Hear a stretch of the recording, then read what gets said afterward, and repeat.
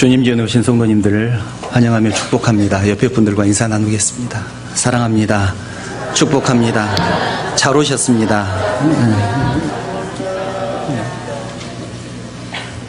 얼마 전에 텔레비전을 보니까 이런 주제로 보도를 하는 다큐멘터리를 본 적이 있습니다. 양심적인 병역 기피자. 양심적인 병역 기피자. 그들은 대부분이 여호와의 증인 사람들이었습니다. 전쟁하는 것을 연습도 하지 말라. 오늘 그 교동문에 말씀에 나와 있었죠. 연습하는 것은 연습도 하지 말라는 그 성경 말씀에 입각해서 군대를 가지 않는 사람들을 양심적인 병역 기피자라고 그렇게 국가에서는 불러서 그 사람들은 군대에 가는 대신에 그 기간 동안 교도소에서 형을 삽니다. 차라리 형을 살지언정 군대는 가지 않겠다는 것이죠. 전쟁 연습은 하지 않겠다는 것입니다. 우리나라에 상당히 많은 사람들이 병역 기피를 하고 있습니다. 양심적 병역 기피이죠. 많은 사람들이 거기에 대해서 찬송도 하고 반대를 합니다. 그 행위를 양심적인 병역 기피라고 하는 것이 옳은 말이냐? 그러면 군대에 간 사람들은 양심이 없는 사람들이냐? 라는 반론부터 시작을 해서 여러 가지 비판도 있습니다. 그런데 가장 근본적인 비판은 이런 것입니다. 그러면 국가를 지키는 사람이 없으면 우리의 적, 이웃이 쳐들어왔을 때 우리나라는 어떻게 할 것이냐? 라는 것입니다. 여러 가지 생각해 볼 문제들이 있지요. 지난 3월 1일이 99주년 3.1절이었습니다. 3.1절은 일본의 통치에 맞서서 우리나라가 자주국가임을 온 세계에 알리는 만세운동이었습니다. 3.1운동은 여러 가지 의의가 있습니다. 그 중에서도 일제강점기에 나타난 가장 큰 대규모의 만세운동이었다라는 것하고, 두 번째는 1차 세계대전 이후에 전순국의 식민지에서 일어난, 우리나라가 식민지 아니었습니까? 일본의 식민지였는데 식민지에서 일어난 최초의 대규모 독립운동이었기 때문에 거기에 큰 의미를 둘 수가 있습니다. 그런데 기독교의 입장에서 더 큰 의미가 무엇이냐면, 수많은 기독교인들이 신앙 양심과 애국 열정에 의해서 거리로 뛰쳐나왔다는 것입니다.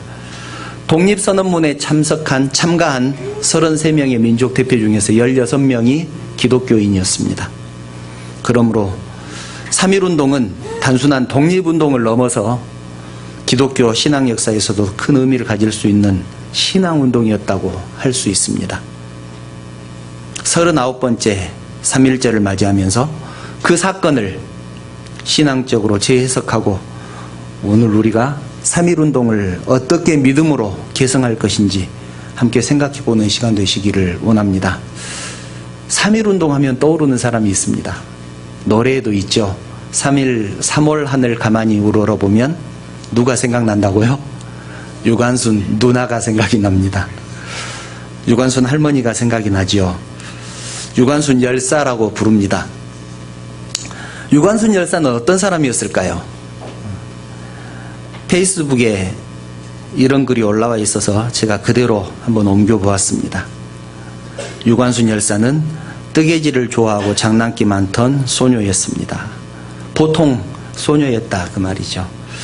유관순 열사는 키가 170 정도 되었습니다.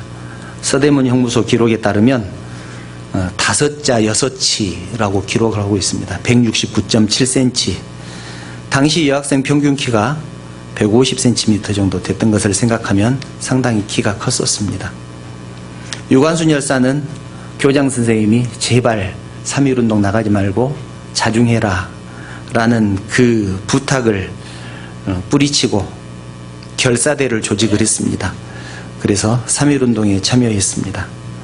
유관순 열사는 고향에서 벌어진 3.1운동에 부모님을 잃게 됩니다. 자기가 보는 앞에서 총에 맞아 죽습니다. 그래서 더 열심히 만세운동에 참석을 하게 됩니다. 그래서 1919년 4월 1일 자기 고향인 아우네 장터에서 만세운동을 벌이다가 체포됩니다.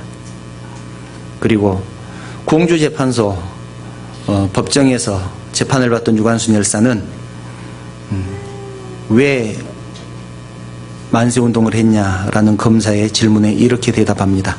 나는 조선 사람이다. 너희들은 우리 땅에 와서 우리 동포들을 수없이 죽이고 나의 아버지와 어머니를 죽였으니 죄를 지은 자들은 바로 너희들이다. 우리가 너희들에게 벌을 줄 권리는 있어도 너희가 우리를 재판할 그 어떤 권리도 명분도 없다. 이렇게 말합니다. 일본인 검사가 너희들 조선인이 무슨 독립이냐라고 비웃자 유관순 열사가 검사에게 의자를 던졌다고 그렇게 전해집니다. 유관순 열사는 감옥에서도 여러 번 대한독립 만세를 불렀고 그때마다 심한 고문을 당하고 매를 맞습니다. 유관순 열사는 마지막 유언을 이렇게 남깁니다. 내 손톱이 빠지고 내 귀와 코가 잘리고 내 손과 다리가 부러져도 그 고통은 이길 수 있지만 나라를 잃어버린 그 고통은 견딜 수가 없다. 나라에 바칠 목숨이 오직 하나밖에 없는 것이 이 소녀의 유일한 슬픔이다. 이렇게 유언을 남기고 9월 28일 오전 8시에 서대문 흉무소에서 생을 마감하게 됩니다. 나라에 바칠 목숨이 하나밖에 없는 것이 슬픔이다. 참 보통 소녀에서 뜨개질을 좋아하고 장난기 많던 소녀가 이렇게 민족의 투사가 될 수밖에 없었던 이유가 무엇이겠습니까? 폭력에 반항하는 진실, 정의 그런 것을 가지고 있었던 사람이었기 때문에 그런 것 아니겠습니까? 물론 사람은 시대에 따라서 생각이 변합니다. 요즘 청소년들에게 국가와 민족을 위해서 자신을 희생하라고 하면 웃을지도 모릅니다. 심지어는 군대에 가 있는 군인들마저도 국가의 이익보다는 개인의 권리를 우선한 그렇게 변해버린 세상이 되지 않았습니까? 무엇이 옳고 그런 차원의 얘기가 아니라 가치관이 그렇게 변했다는 얘기입니다. 인터넷을 보시면 아시겠지만 어떤 사람들은 잘 살게만 해주면 우리나라가 다른 나라의 속국이 되어도 상관없다고 그렇게 글을 쓰는 사람들이 진짜로 많이 있습니다. 심지어는 일본의 속국이 되어도 상관없다. 우리가 잘 살기만 하면 된다는 것입니다. 이것은 TV에 나왔던 장면인데 여러분들도 보셨을 것입니다. 태극기 부대가 광화문에서 태극기와 성조기를 흔들면서 시위를 하니까 리포터가 가서 물어봤습니다. 왜 성조기를 들고 이렇게 집회를 하느냐 그렇게 물어보니까 미국이 우리나라를 보호해 주니까 당연히 성조기를 들어야 하는 것 아니냐 그렇게 되묻는 분도 있었습니다. 무엇으로부터 우리나라를 보호해 준다는 얘기인지 알 수는 없지만 어쨌든 그분은 우리나라가 미국의 속국이라고 생각하는 것 같았습니다. 그런 상황 속에서 3.1절을 기념하는 것이 또 유관순 열사의 의거를 기념하는 것이 그 사람들에게 무슨 의미가 있을까 그런 생각이 들기도 합니다. 그런 사람들이 없었으면 일본의 지배를 받아서 우리나라가 훨씬 더 잘 살 텐데 그런 사람들 때문에 독립이 되어서 해방이 되어서 지금 우리나라가 이렇게 사는 것 아니냐 그렇게 민족의 투사들을 원망하는 사람들도 있다고 합니다.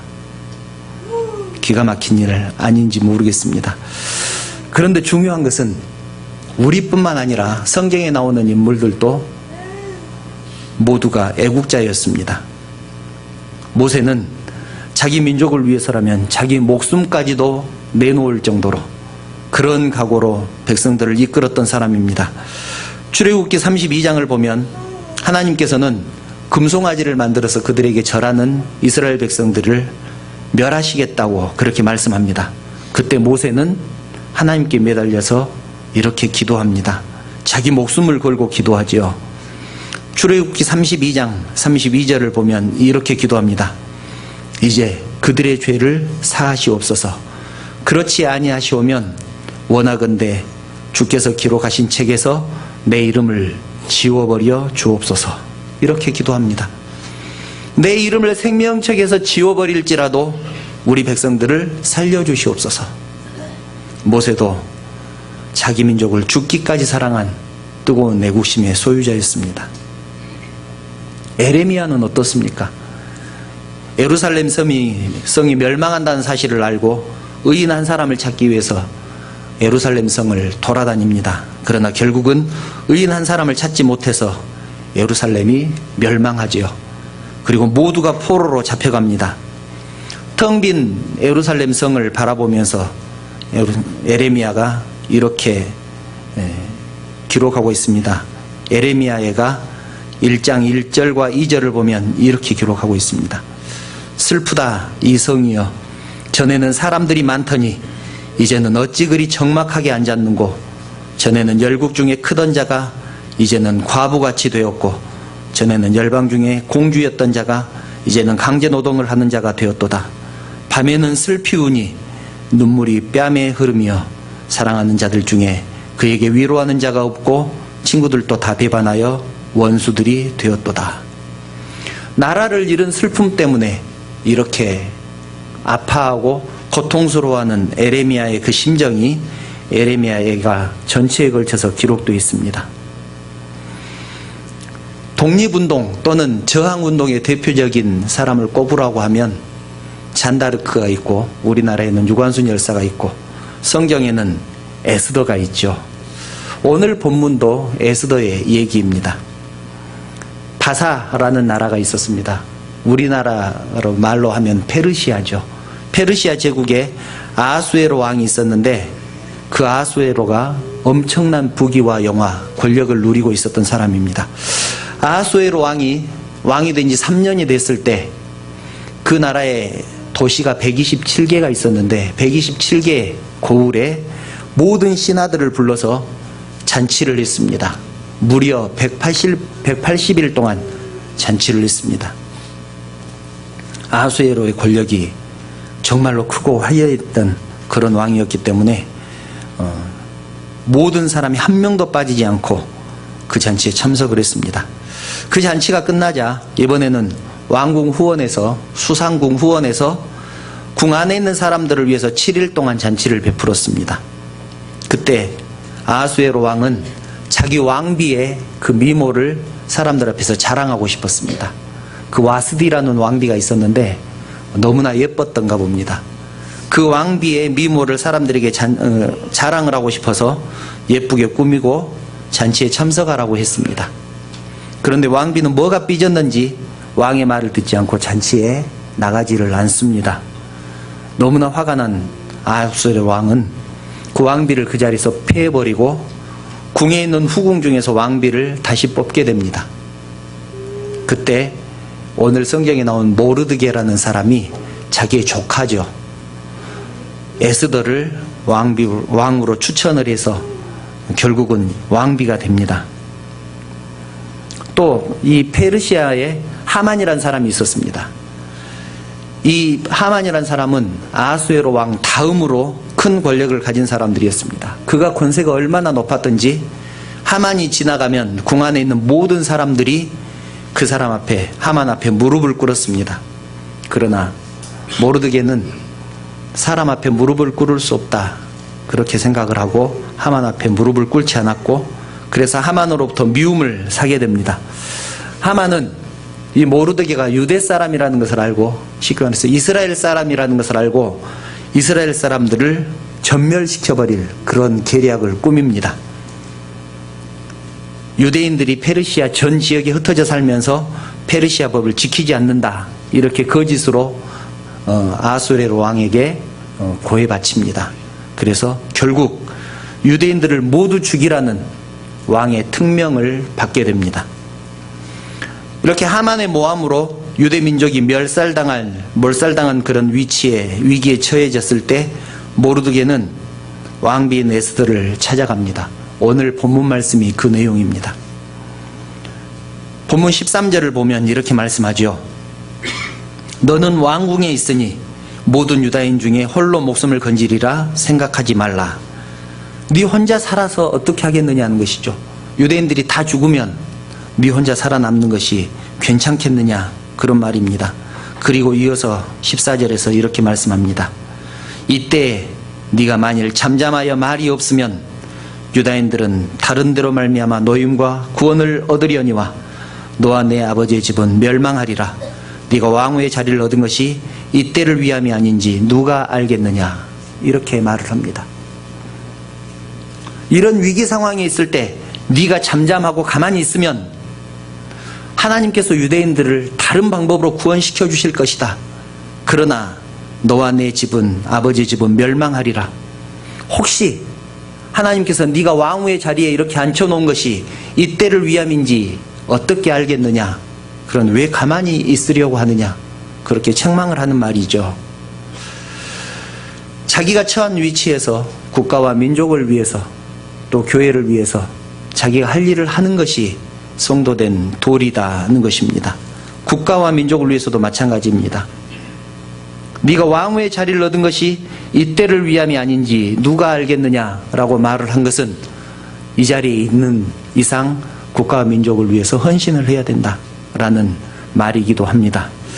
모르드게는 이렇게 에스더에게 강하게 책망을 합니다. 에스더가 모르드게의 말을 듣고 대답을 합니다. 16절이죠. 당신은 가서 수산에 있는 유다인들을 다 모으고 나를 위하여 금식하되 밤낮 3일을 먹지도 말고 마시지도 마소서.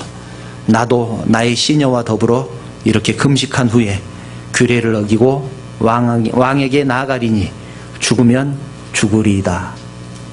이것이 에스더의 고백입니다. 이때 페르시아 법은 어떤 법이 있었냐면 왕의 신하들을 제외한 어떤 사람도 왕 앞에 나갈 수가 없었습니다. 왕이 부르기 전에는 나갈 수가 없었습니다. 왕이 부르지 않았을 때 그 자리에 나가면 왕의 신하들이, 왕을 지키는 군병들이 그 자리에서 목을 베는 그런 법이 있었습니다. 왕이 저 사람은 목을 베어라 라고 명령을 해서 베는 것이 아니라 왕이 명령하기 전에 왕을 지키는 그 군병들이 왕을 지키기 위해서 아무 왕의 부름 없이 왕에게 나가면 목을 베는 그런 규례가 있었습니다. 그래서 규례를 어기고 왕에게 나아가겠다라고 말을 한 것입니다. 목숨을 걸고 내가 왕에게 나아갈 테니 나를 위해서 3일 동안 금식 기도를 해 주십시오. 그런 내용입니다. 그렇게 에스더는 목숨을 걸고 왕 앞으로 나가는데 웬일인지 그날은 군병들이 에스더의 목을 베지를 않고 왕 앞에 나갈 수 있게 됩니다. 그리고 지금 벌어지고 있는 이 일이 하만의 모략이라는 것을, 계략이라는 것을 왕에게 알립니다. 그래서 어떻게 되었을까요? 아하수에로 왕이 이 모든 것이 계략이라는 것을 알고 유대인들이 자유롭게 살도록 허락해주고 하만을 잡아다가 처형을 하게 됩니다.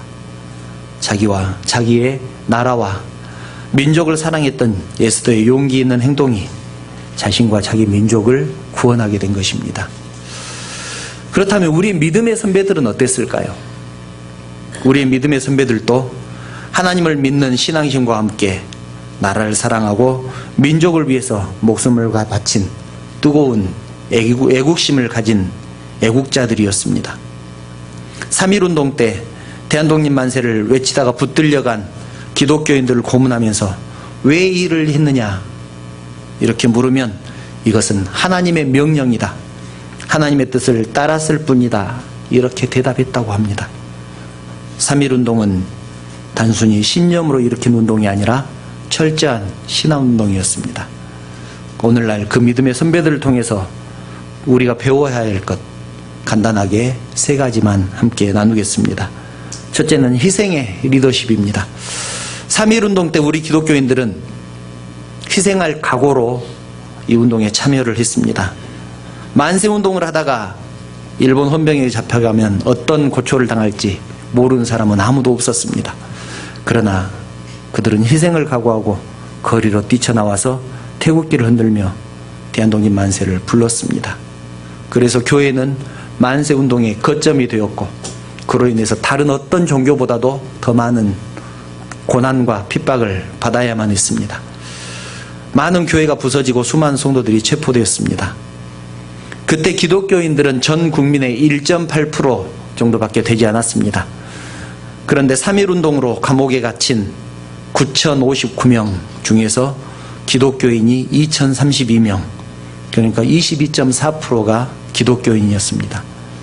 전 국민의 1.8%밖에 되지 않았는데 그 운동에 참여해서 잡힌 사람이 22.4%나 됐다는 것입니다. 그러면 교회는 사람들이 점점 멀리하고 힘을 잃어야 마땅하지 않겠습니까? 교회 가면 일본 사람들로부터 더 큰 고초를 당하니까 나는 교회 가지 않겠다. 그런 사람들이 많아져야 되는데 그러나 그렇지 않았습니다. 물론 3.1운동 직후에는 교회가 줄어들었습니다. 그런데 2, 3년이 지난 1921년 이후에는 오히려 교회가 늘어나고 더 많은 사람들이 교회로 몰려왔습니다. 왜 그랬을까요? 3.1운동이 백성들에게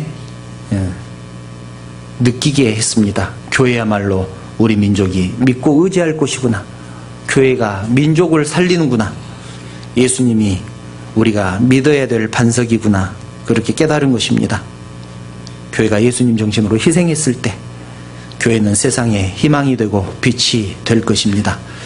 두 번째는 양보와 화합의 리더십입니다.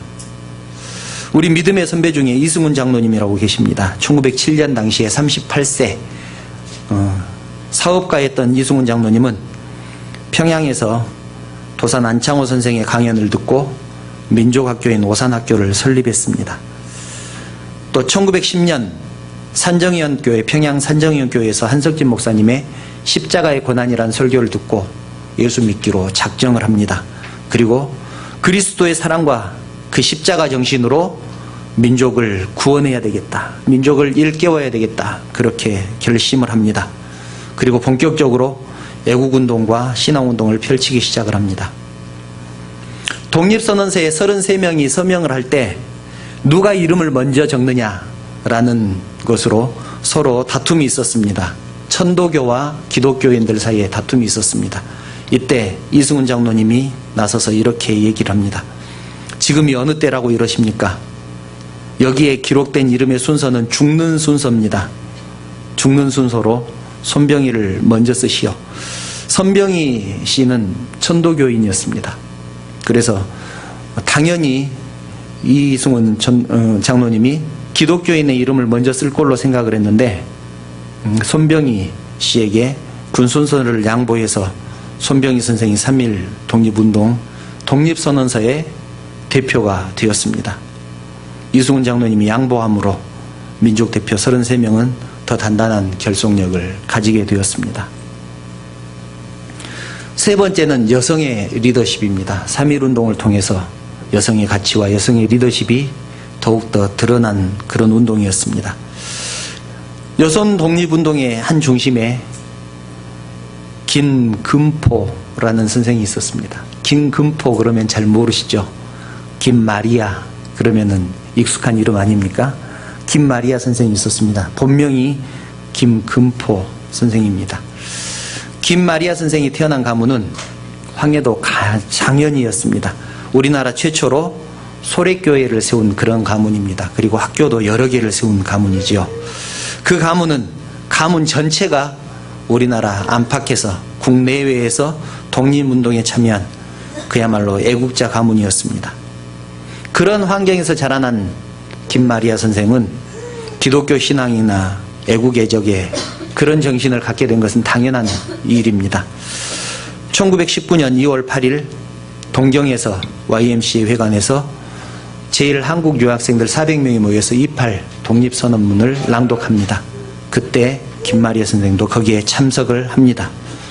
그리고 동경여학교 이제 졸업을 한 달 앞둔 김마리아 선생은 졸업하는 것보다 더 중요한 것이 조국의 독립이다 이렇게 결단을 하고 졸업을 포기하고 국내로 귀국을 하게 됩니다.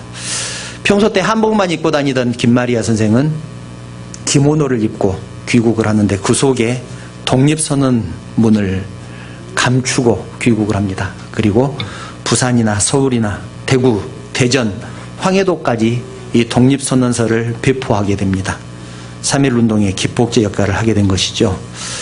그런 운동을 하다가 체포됩니다. 김마리아 선생은 말할 수 없는 고문을 당하죠. 김마리아 선생을 취재하던 판사가 왜 이렇게 여자들이 나서서 나 일을 시끄럽게 하느냐, 조용히 현모양처나 되라, 그렇게 호통을 칠 때 김마리아 선생은 이렇게 대답합니다. 나는 대안의 독립과 결혼하였다. 그렇게 단호하게 말을 합니다. 지금도 독립기념관 오록비에 김마리아 선생의 오록이 기록되어 있습니다. 이렇게 기록되어 있습니다. 독립이 성취될 때까지 우리 자신의 다리로 서야 하고 우리 자신의 투지로 싸워야 한다. 독립기념관에 기록되어 있는 김마리아 선생의 오록입니다. 3.1운동이 있은 지 이제 100년이 지났습니다. 우리나라는 어떻습니까?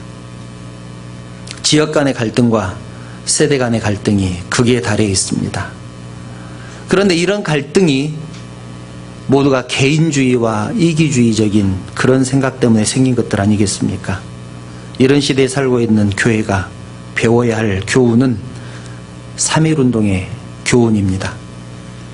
당시 기독교인은 소수에 불과했습니다. 아까도 말씀드렸지만 1.8%에 불과했습니다. 그러나 우리의 믿음의 선배들은 나라와 민족을 살리는 일에 단결하고 양보하고 화합해서 예수 그리스도의 사랑의 정신, 섬김의 정신으로 앞장섰습니다. 그랬을 때 그들이 민족에게 주는, 백성들에게 주는 희망과 영향력은 엄청나게 컸습니다. 그런데 지금은 어떻습니까? 예배당은 커지고 성도의 수는 많아졌습니다. 기독교인이 25%가 된다고 합니다. 그러나 교회가 사람들의 신뢰를 잃어버렸고 영향력은 그때보다 훨씬 더 작아졌습니다.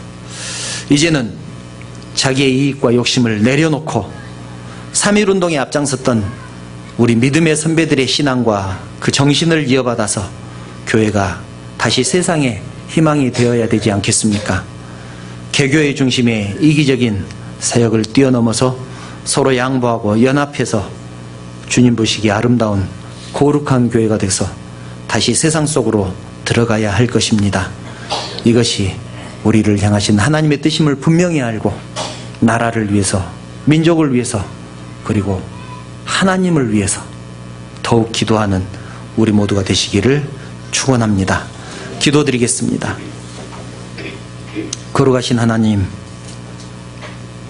우리나라를 사랑하셔서 지금까지 인도하시고 지켜주신 은혜를 진심으로 감사를 드립니다. 99년 전에 3.1운동을 통하여서 우리나라의 자주국가와 우리나라의 독립을 위해서 힘쓰고 애썼던 우리의 선배들이 있습니다. 우리의 손조들이 있습니다. 교회가 그때 무엇을 했는지 함께 생각해 보았습니다. 하나님의 사랑을 기본으로 해서 국가와 민족을 사랑하고 나라를 사랑하고 백성들을 사랑하고 섬김으로 이 운동에 함께 참여했던 것을 돌아보았습니다. 하나님, 오늘 주신 말씀대로 죽으면 죽으리라, 하나님의 뜻이 어디가 있는가 분별하는 우리들 되게 하시고, 그 하나님의 뜻에 어긋나는 일이라면 목숨을 걸고 죽으면 죽으리라는 마음으로 앞장서게 하시며, 하나님의 뜻이 이 땅에서 실현되는 그날까지 주님의 뜻대로 힘써서 싸우고 또 노력하며 애쓰는 우리 모두가 되게 하여 주시옵소서. 우리는 교회를 이곳에 세우셨습니다. 하나님께서 사랑하시고 인도하여 주심으로 부흥 발전케 하심을 감사합니다. 하나님의 뜻대로 행하는 교회 되게 하시고 지역사회를 살리는 교회 되게 하시고 하나님으로부터 사람들로부터 인정받고 사랑받는 교회가 되게 하여 주시옵소서. 이 일을 위해서 저희들이 먼저 힘쓰게 하시고 저희들이 낮아지게 하시고 겸손하고 헌신하는 마음으로 앞장서게 하여 주시옵소서. 그래서 주님께서 가르쳐 주신 그 사랑과 희생 정신을 몸소 실천하고 행하는 우리 모두가 되게 하여 주시옵소서. 우리들의 삶을 통하여 영광 받으실 하나님을 찬양하며 거룩하신 예수님의 이름으로 기도드리옵나이다. 아멘.